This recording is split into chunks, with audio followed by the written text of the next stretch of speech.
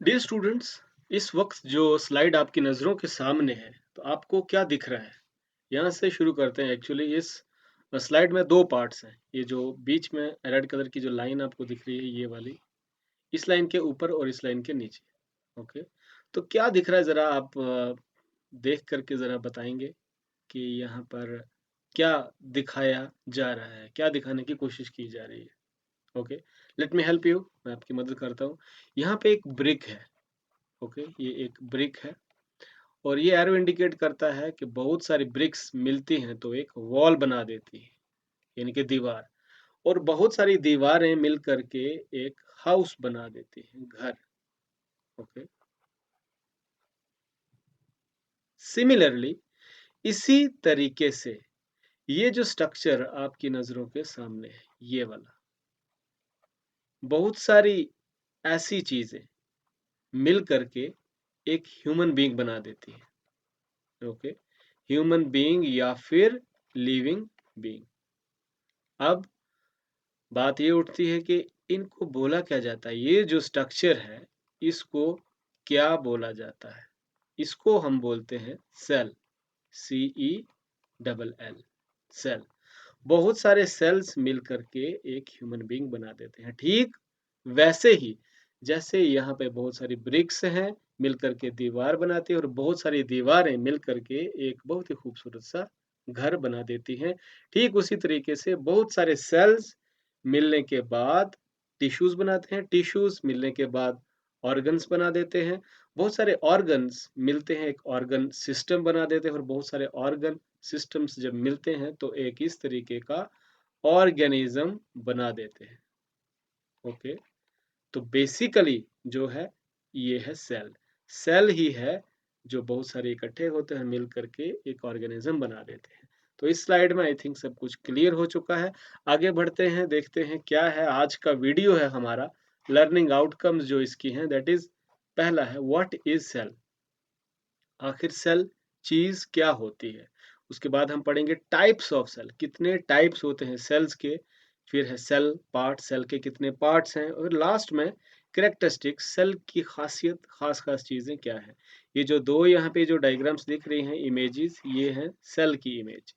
Okay, और इसी के बारे में हम अभी पढ़ने वाले हैं। तो चलिए पहला जो टॉपिक है आज का वो स्टार्ट करते हैं, that is what is a cell. Cell आखिर क्या चीज होती है? ये जो यहाँ पे मैंने बताया, ये जो फिगर आपको दिख रही है, सेल की फिगर है।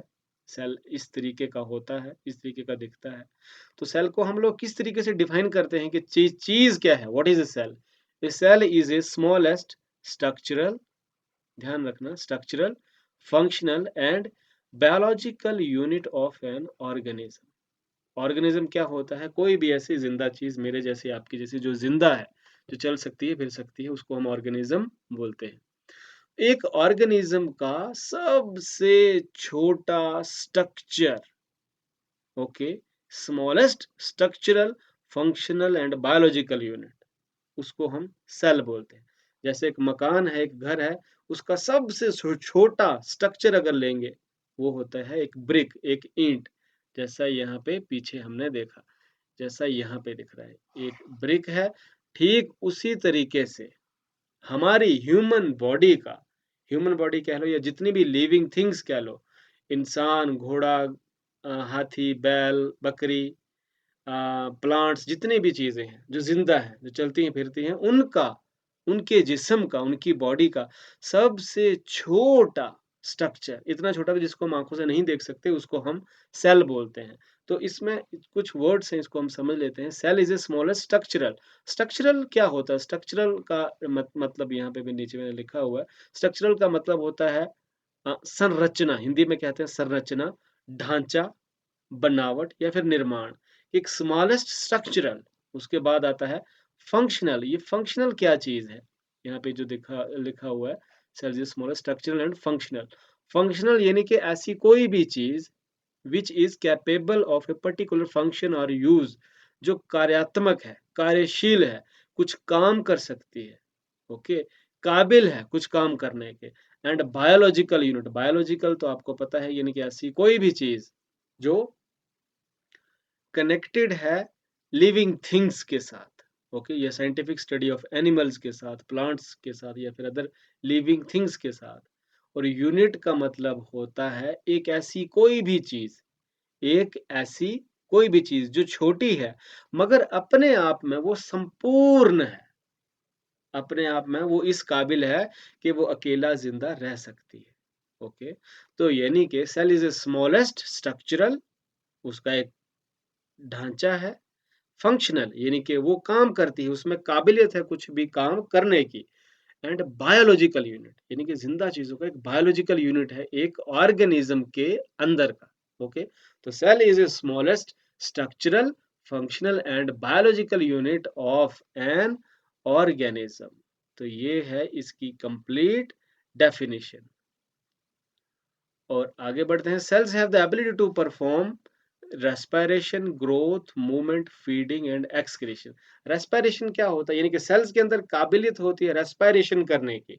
अब रेस्पिरेशन यानी कि सांस अंदर लिया, सांस छोड़ा, है तो इतना ही, मगर इसके अंदर बहुत ही कॉम्प्लेक्स प्रोसेसेस होते हैं।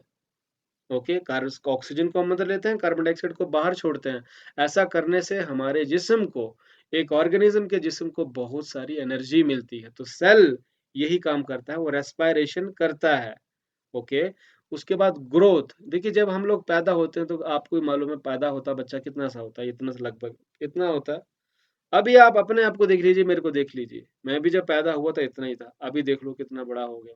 ओके, तो सेल्स की ये काबिलियत होती है कि वो ग्रो करते हैं।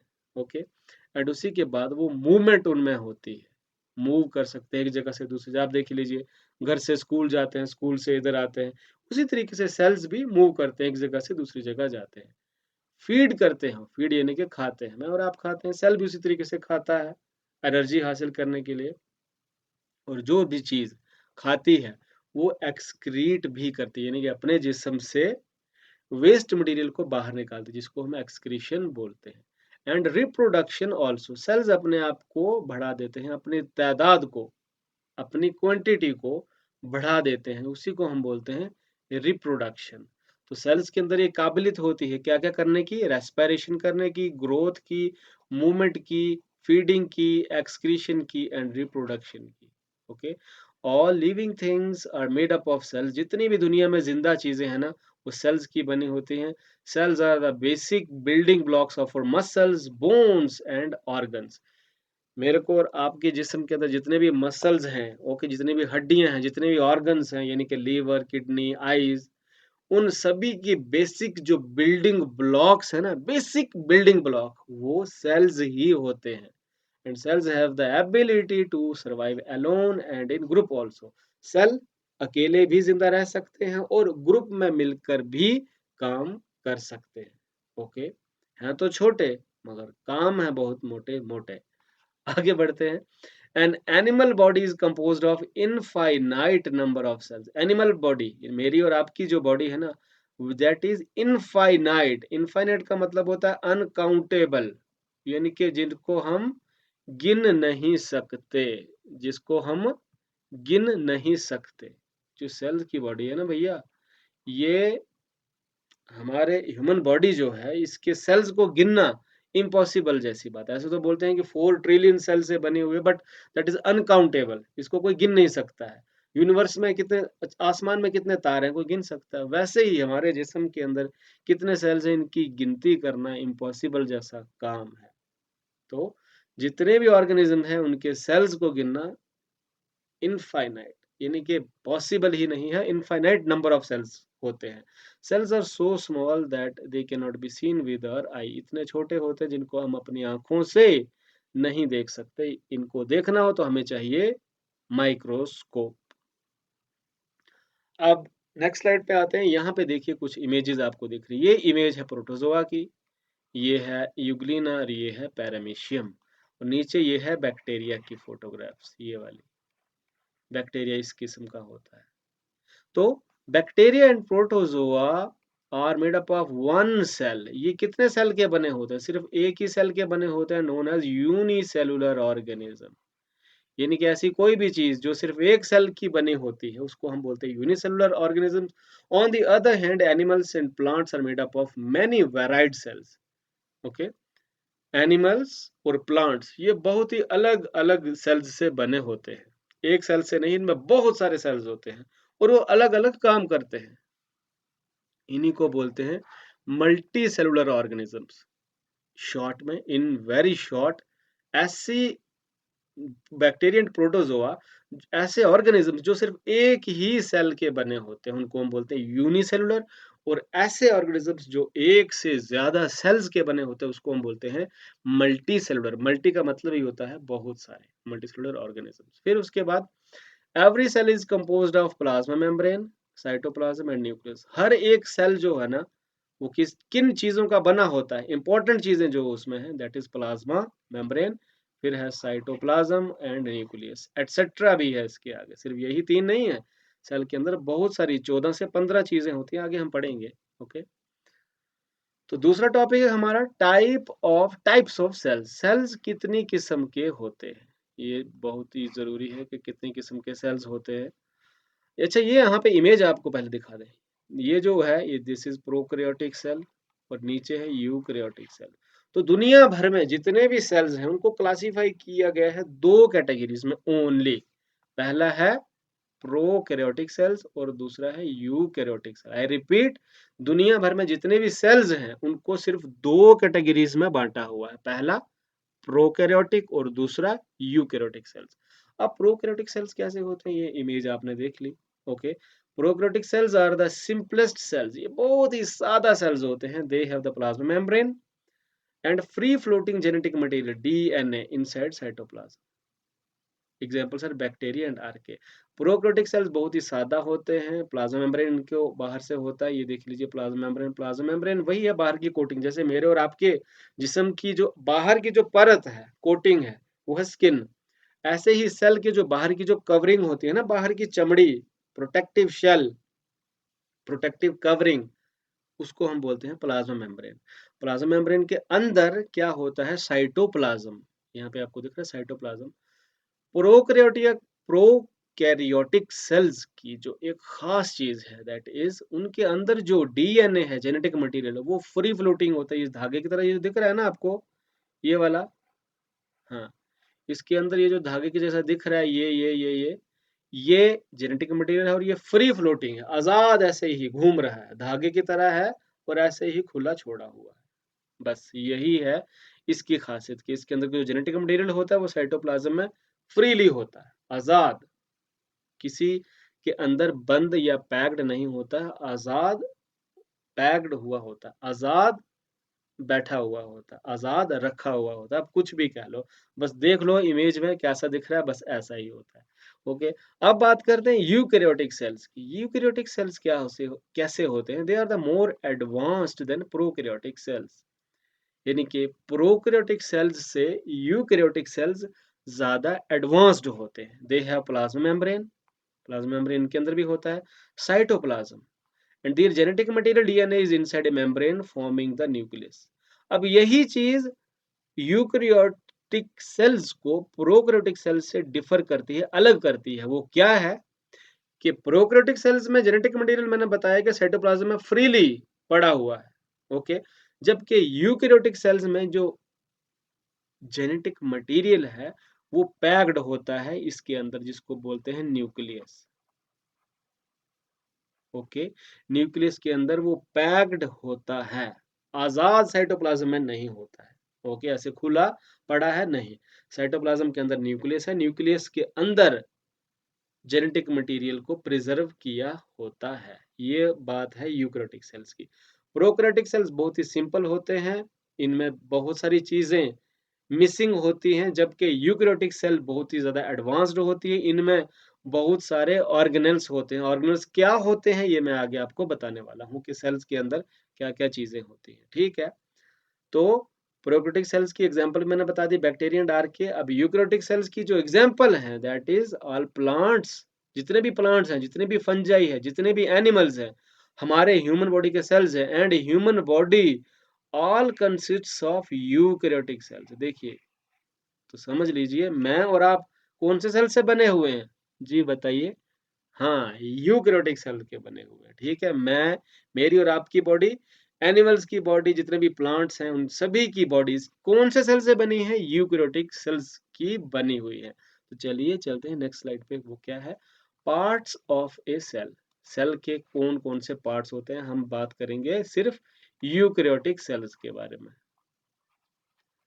यूकैरियोटिक सेल्स के बारे में। ओके, तो सबसे बाहर का जो स्ट्रक्चर है, सबसे बाहर का जो स्ट्रक्चर है वो कौन सा है?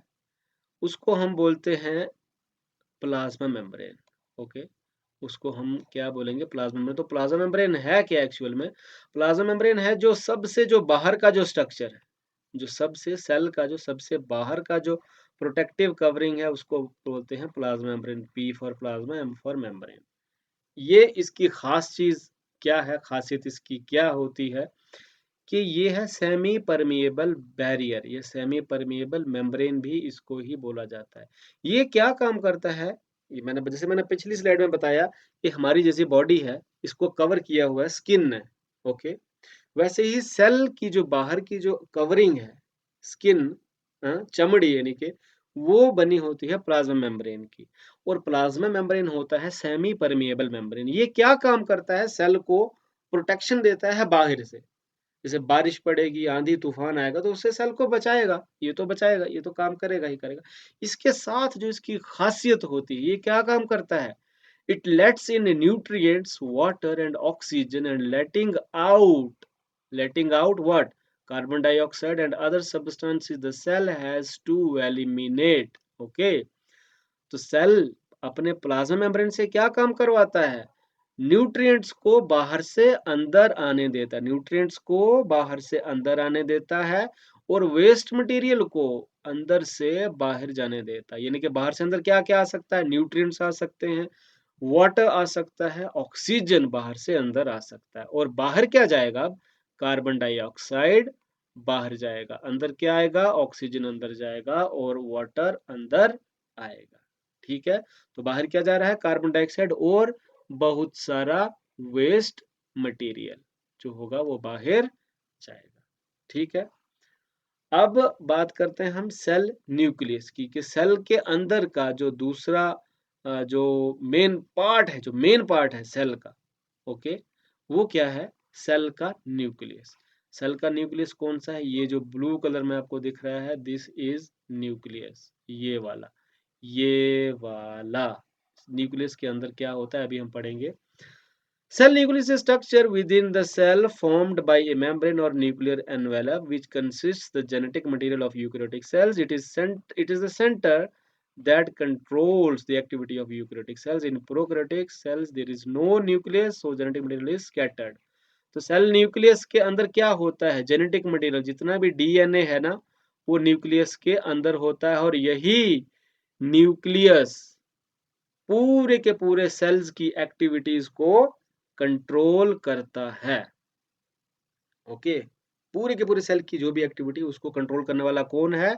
Cell nucleus. यानी कि सेल का जो न्यूक्लियस वो क्या होता है? It is just like boss of a family. जैसे हमारा घर होता है तो दादाजी प्रधान होते हैं। दादाजी बोल देंगे बच्चा आज ये होगा तो बच्चा हो के रहेगा। ठीक है, दादाजी बोल देंगे ये होगा, ये नहीं होगा तो नहीं होगा।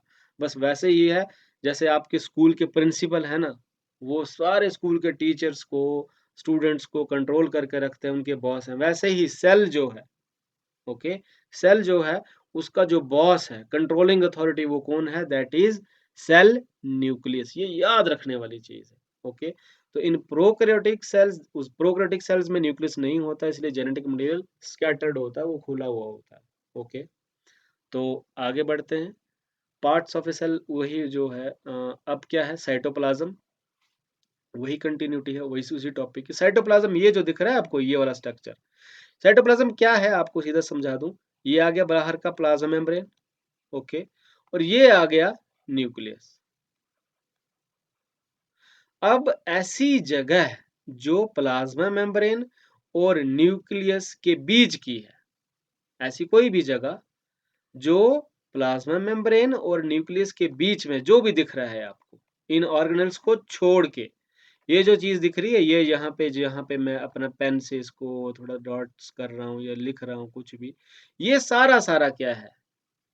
This is known as cytoplasm. Okay. Cytoplasm किस चीज का बना होता है? वाटर का बना होता है, प्रोटीन्स का बना होता है, लिपिड्स का बना होता है, इनऑर्गेनिक साल्ट्स वगैरह का बना होता है। अब यही साइटोप्लाज्म जो होता है, इसी के अंदर बहुत सारे सेल ऑर्गेनेल्स जो होते हैं, ये जो दिख रहे हैं ना, ये, ये जो भी सेल ऑर्गेनेल्स इनको बोलते हैं। सेल के अंदर जो भी कंपोनेंट्स हम आपको दिख रहे हैं, 14 से 15 कंपोनेंट्स होते हैं, ऑर्गेनेल्स होते हैं। ये सारे के सारे किसके अंदर बैठे हुए हैं या रखे हुए हैं, उसको बोलते हैं साइटोप्लाज्म। तो साइटोप्लाज्म एक सरफेस प्रोवाइड करता है, एक सतह, एक प्लेटफॉर्म प्रोवाइड करता है बहुत सारे ऑर्गेनेल्स को, जो साइटोप्लाज्म के अंदर बैठ सकते हैं। ओके, तो ये क्लियर हो गया। अब बढ़ते हैं आगे। क्या है वो इम्पोर्टेंट एक कड़ी है, वो है ऑर्गेनेल्स। अब ऑर्गेनेल्स क्या होते हैं? ऑर्गेनेल्स, सेल के जो ऑर्गेनेल्स हैं वो क्या हैं, और वो किस किस क्या क्या काम करते हैं या कहाँ पड़े होते हैं? तो ये जितने भी दिख रहे हैं आपको, जैसे ये है, इसको बोलते हैं माइटोकॉन्ड्रिया। ये आ गया एंडोप्लाज्मिक रेटिकुलम, ये आ गया गोल्जी कॉम्प्लेक्स, ये आ गए माइक्रोट्यूब्यूल्स, ये आ गए लाइसोसोम्स। ओके, ये छोटे-छोटे ये जो डॉट्स दिख रहे हैं, they are called ribosomes. Okay, तो ऑर्गेनेल्स क्या काम करते हैं? Responsible for various cellular activities such as storage. इन जितने भी ऑर्गेनेल्स हैं ना, इनका काम क्या होता है? इनका काम है storage, digestion, cellular respiration, material synthesis and excretion. ये सारा का सारा कौन करता है? ये जितने भी ऑर्गेनेल्स हैं ना, इनके अलग-अलग काम होते हैं। आने वाली वीडियोज़ में हम बात करेंगे, एक ऑर्गेनेल को ले लेंगे, जैसे माइटोकॉन्ड्रिया ले लेंगे, और उस लेसन में सिर्फ माइटोकॉन्ड्रिया के बारे में ही बात होगी। इसी तरीके के सेल के अंदर 14 से 15, 14 टू 15 ऑर्गेनेल्स होते हैं। हम उन्हीं के बारे में स्टडी करेंगे। ओके, तो आने वाले वीडियोस बहुत ही मज़ेदार होने वाले हैं। अभी से मैं बता दूं कि इस वीडियो को लाइक करें, चैनल को सब्सक्राइब कर लें, क्योंकि आने वाले वक्त में बहुत सारा एजुकेशनल कंटेंट बनने वाला है आप लोगों के लिए। और please, thanks for your support and बस जो भी आप समझ लो अच्छे से। Back to the topic. Okay, तो सेल्स के अंदर बहुत सारी एक्टिविटीज जो होती हैं वो करते हैं, और यही हमारे organelles: storage, digestion, cellular respiration, material synthesis and excretion. Organelles are responsible for supporting cellular life. Mitochondria, ribosomes, endoplasmic reticulum, Golgi apparatus, lysosomes, vesicles are some important organelles. तो यही होते हैं ऑर्गेनेल्स, जो सेल के अंदर होते हैं। तो पार्ट्स ऑफ सेल कौन-कौन से होते हैं? ये जो मैंने बता दिया, ऑर्गेनेल्स हैं जो सेल के अंदर हैं, और साइटोप्लाज्म है, न्यूक्लियस है, प्लाज्मा मेम्ब्रेन है। ये मेन पार्ट्स हैं सेल के। अब है फोर्थ और लास्ट वाला हमारा topic, that is characteristics of cells. तो सेल के क्या क्या कैरेक्टरिस्टिक्स होते हैं? माइक्रोस्कोपिक डायमेंशन, यानी कि सेल इतने छोटे हैं जिनको हम आंखों से नहीं देख सकते, और हमें इनको देखना हो तो हमें चाहिए microscope. Only few cells can be seen with the necked आई। सिर्फ कुछ ही सेल्स होते हैं जिनको हम आंखों से देख सकते हैं, जैसे ऑस्ट्रिच एग। याद रखने वाली चीज है ये, ऑस्ट्रिच का अंडा जो होता है, वो इतना बड़ा सेल है जिसको हम हाथों में डाल करके देख सकते हैं, पकड़ सकते हैं। और वैसे the most cells are prokaryotic such as bacteria. The smallest cells, sorry, the smallest cells are prokaryotes such as bacteria. जो सबसे छोटा सेल जो होता है वो प्रोकैरियोट्स होता है, जैसे कि बैक्टीरिया।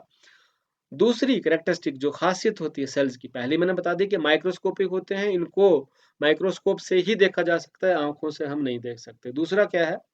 Irregular bodies. इनकी जो बॉडी है वो इर्रेगुलर है, एक जैसी बॉडी नहीं है। कैसी बॉडी हो सकती है इनकी? स्फेरिकल, गोल हो सकती है, क्यूबिक हो सकती है, फ्लैटेंड हो सकती है, एस शेप्ड हो सकती है, स्टार शेप्ड हो सकती है, स्पाइरल हो सकती है, और सिलिंड्रिकल हो सकती है। यहाँ पे जितनी भी आपको ये जो इमेज है, यहाँ पे दिखाया हुआ है कि कुछ गोल गोल, इनको कोकाई बोलते हैं, इनको बैसिलाई बोलते हैं, इनको कोको बैसिलाई बोलते हैं, इनको स्पिरशिट बोलते हैं, इनको स्पिरिलिया बोलते हैं, इनको फिलामेंटस बोलते हैं, इनको विब्रियो बोलते हैं। तो ये बैक्टीरिया है, इनकी अलग-अलग किस्म की शक्लें होती हैं। तो सेल्स को इन शॉर्ट, इनकी इर्रेगुलर बॉडीज हैं, एक जैसी बॉडी नहीं होती, अलग-अलग किस्म की बॉडीज इनकी होती है। तो आगे बढ़ते हैं। कैरेक्टरिस्टिक्स ऑफ सेल्स क्या है? They exchange energy and matter. In all cells there is exchange of energy and matter, with the outside environment. ये जैसे मैंने बताया कि सेल्स क्या करते हैं, बाहर के मटेरियल को, न्यूट्रिएंट हो, वाटर हो, उनको प्लाज्मा मेम्ब्रेन से अंदर आने देते हैं, और बहुत सी ऐसी चीजें होती हैं जिनको अंदर से बाहर की तरफ जाने देते हैं।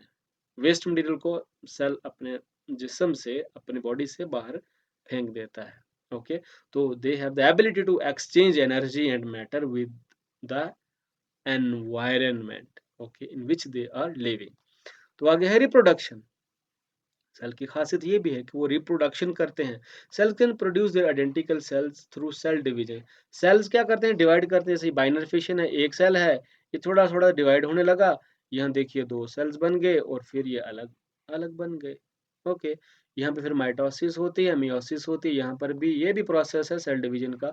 तो सेल्स क्या करते हैं, अपने आप को डिवाइड करते हैं, उनमें रिप्रोडक्शन होती है और ये अपने आप को डिवाइड करते हैं। That this is known as reproduction in cells. के सेल्स के अंदर रिप्रोडक्शन होती है। फिर है cellular respiration. Okay, cells carry out the process of cellular respiration which is based on processing sugars in the presence of oxygen or other molecules to obtain energy। तो cellular respiration क्या होती है, sales क्या करते हैं, cellular respiration करती हैं। Okay, oxygen को अंदर लेते हैं बॉडी में और कार्बन डाइऑक्साइड को बाहर छोड़ते हैं। ऐसा करने से सेल्स को बहुत सारी एनर्जी और ताकत मिलती है, जिसको वो अपनी चलने फिरने, घूमने फिरने में, डिवाइड होने में यूटिलाइज करते हैं। तो ये थे कैरेक्टरिस्टिक्स सेल्स के। बढ़ते हैं आगे, अब है क्विज। तो आप मुझे बताएंगे व्हाट इज सेल, सेल क्या होता है। अगर हो सके तो कमेंट बॉक्स में लिख देना, बताना कि व्हाट इज सेल क्या होता है, फिर मैं बता दूं। Cell is the smallest structural and functional unit of life. दूसरा है what are the two types of cells. Two types of cells मैंने बताए थे कि कौन कौन सी टाइप्स हैं, that is prokaryotic cells and eukaryotic cells. What are the major components of cells, cells के जो मेजर कंपोनेंट्स हैं वो कौन कौन से होते हैं, जैसे plasma membrane, nucleus, cell organelles, cytoplasm etcetera.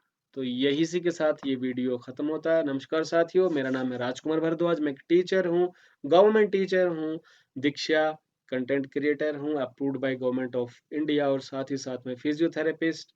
ठीक है, मिलते हैं किसी अगली खूबसूरत से वीडियो में इसी सेल को लेकर के। Next video will be prokaryotic cells. मिलते हैं उसी वीडियो में, तब तक के लिए अपना ख्याल रखें। जय हिंद, जय Bharat, take care, God bless you, खुश रहो, आबाद रहो।